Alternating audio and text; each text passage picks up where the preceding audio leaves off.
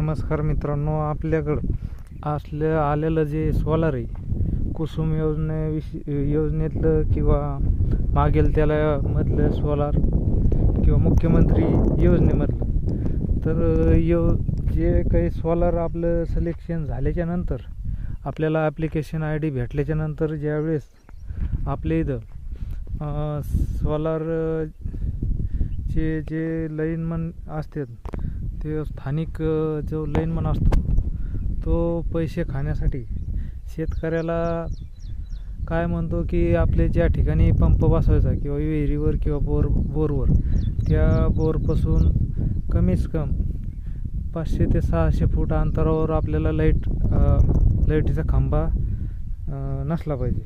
तर त्याच्यामुळं आता प्रत्येक शेतकऱ्याच्या विहिरीच्या बोरच्या 100-150 फुटावर असे अंतरावर पहिले जुने पोल असतात. त्याच्यामुळं लाईनमन भरपूर पैसे खातात. तर तुम्ही त्याचं एक उदाहरण म्हणून बघू शकता.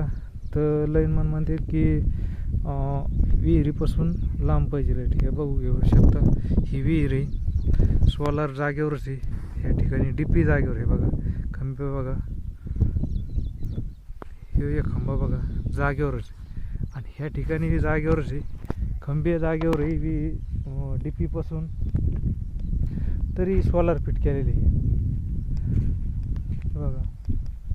वर लाईट बघू शकता, इथं विहीर आहे, समोरच सोलार आहे हे बघा.